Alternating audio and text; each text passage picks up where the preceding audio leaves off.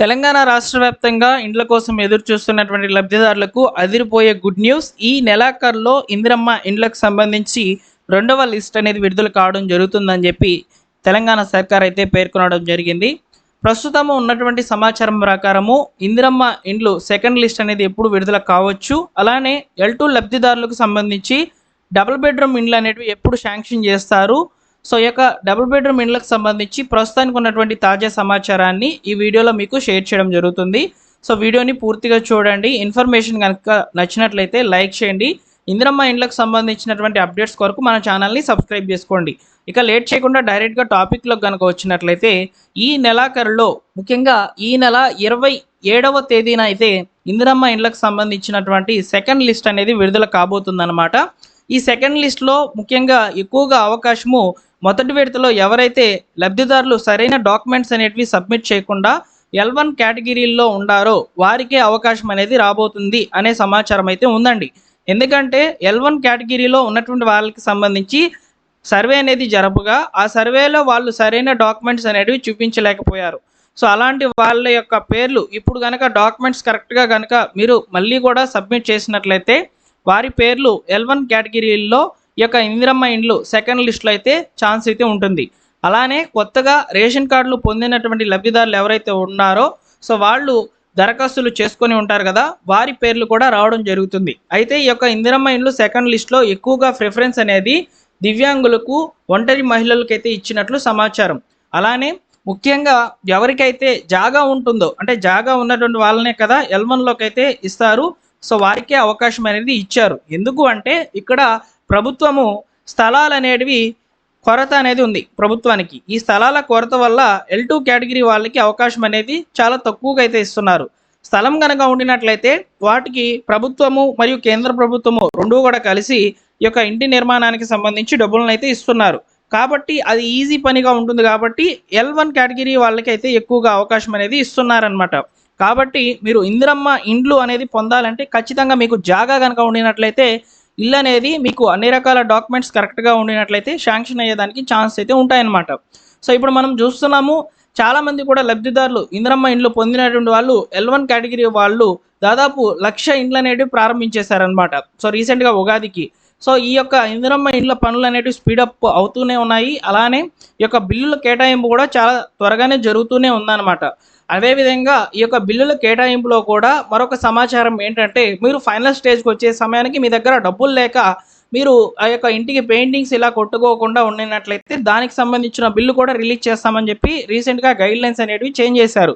So కాబట్టి ఇందిరమ్మ ఇండ్లకు సంబంధించి సెకండ్ లిస్ట్ అనేది ఎక్కువగా ప్రిఫరెన్స్ ఎవరికైతే స్థలం కనుక ఉండి అందులో ఇంటి నిర్మాణానికి కొరకు మీరు ప్రభుత్వం కొరకు అయితే వెయిట్ చేస్తున్నట్లయితే మీకు అవకాశం అనేది ఖచ్చితంగా రావడం జరుగుతుంది.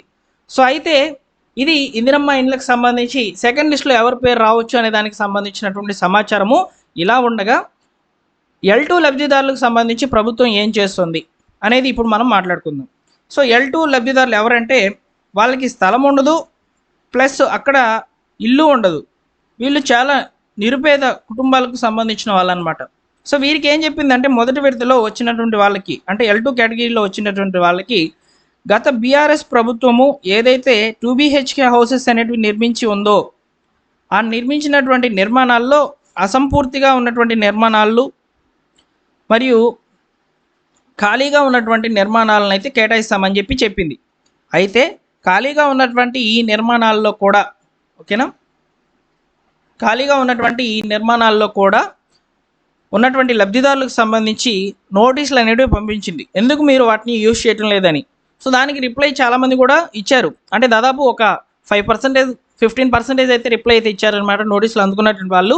సో వాళ్ళు చెప్తున్నటువంటివి ఏంటంటే అవి సిటీకి చాలా దూరంగా ఉన్నాయి.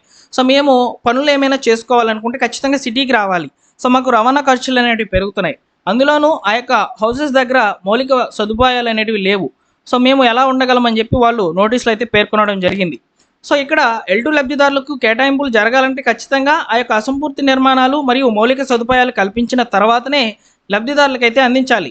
సో కాబట్టి L2 లబ్ధిదారులు ఎవరైతే మొదటి విడతలో వచ్చి ఉన్నారో మీకు కొంచెం ఆలస్యంగానే ఈ డబుల్ బెడ్రూమ్ ఇండ్ల కేటాయింపులు అనేటివి జరుగుతాయి. లేదా మీకు దగ్గరలో ఉన్నటువంటి డబుల్ బెడ్రూమ్ హౌసెస్ కనుక కరెక్ట్గా కనుక ఉండినట్లయితే లేదా అసంపూర్తి నిర్మాణాలు కనుక ఉండినట్లయితే మీకు రాష్ట్ర ప్రభుత్వం ఇచ్చేటువంటి కేటాయింపులు అనేటివి జరిపి మీకు ఆ యొక్క ఇంటి నిర్మాణానికి సంబంధించినటువంటి అవకాశాన్ని మీకే కల్పించడంతో పాటు ఇంటిని నిర్మించుకునే అవకాశం కూడా కల్పిస్తారు. సో ఇలా అయితే ప్రాసెస్లు అనేటివి జరగబోతున్నాయి L2 లబ్ధిదారులకు సంబంధించి. ఈ రెండో విడత లిస్టులో కూడా L2 లబ్ధిదారులు అయితే వస్తారు. వారికి మాత్రము ఇందిరమ్మ ఇండ్ల టవర్లు ఏవైతే నిర్మించబోతున్నారో టౌన్ పరిధిలో ఉన్నటువంటి వాళ్ళకి సో అవకాశం అనేది ఉంటుందంట. సో ఇలా ఇందిరమ్మ ఇండ్లకు సంబంధించి లేటెస్ట్గా ఉన్నటువంటి సమాచారాన్ని నేను మీకు షేర్ చేశాను. ఈ నెలాఖరి 27వ తేదీన లేదా 28వ తేదీన ఇందిరమ్మ ఇండ్ల సెకండ్ లిస్ట్ అనేది రావడం జరుగుతుంది. లిస్ట్ వచ్చినప్పుడు తప్పకుండా తెలియజేస్తాను. లిస్ట్ ఎలా చెక్ చేసుకోవాలో మీకు తెలుసు కదా. అప్లికేషన్ సెర్చ్ అనే ఆప్షన్లోకి వచ్చి మీరు మీ మొబైల్ ద్వారా లేదా మీ యొక్క ఆధార్ నెంబర్ ద్వారా అప్లికేషన్ ఐడి ద్వారా SSC card number ration card number ద్వారా అయినా మీరు చెక్ చేసుకోవచ్చు. మీరు దరఖాస్తు చేసుకున్నప్పుడు మీరు మీ సేవలో దరఖాస్తులు చేసుకున్నట్లయితే అప్లికేషన్ ఐడి అనేది ఒకటి వచ్చి ఉంటుంది. సో దాని ద్వారా సెర్చ్ చేసుకోవాలి. లేదా మీరు అప్లై చేసేటప్పుడు మీ యొక్క మొబైల్ నెంబర్ ఇచ్చుంటారు కదా, దాని ద్వారా సెర్చ్ చేయవచ్చు. ఆధార్ నెంబర్ ద్వారా కూడా సెర్చ్ చేయవచ్చు. లేదా ఫుడ్ సేఫ్టీ కార్డు ఉంటుంది కదా మీకు రేషన్ కార్డు, ఆ రేషన్ కార్డు ద్వారా కూడా మీరు సెర్చ్ చేసుకోవచ్చు అనమాట. సో ఈ విధంగా లిస్ట్ వచ్చినప్పుడు తెలియజేస్తానండి. ఇందిరమ్మ ఇండ్లకు సంబంధించి ఉన్నటువంటి తాజా సమాచారాన్ని మీకు షేర్ చేశాను. వీడియో నచ్చితే తప్పకుండా లైక్ చేసి మీ మిత్రులకు షేర్ చేయండి. అలానే ముఖ్యంగా ఎంపీడీఓ పెండింగ్ అప్రూవల్ ఉన్నటువంటి వాళ్ళకి సంబంధించి లేటెస్ట్గా ఉన్నటువంటి సమాచారాన్ని నెక్స్ట్ వీడియోలో అయితే షేర్ చేస్తాను. వెయిట్ చేయండి.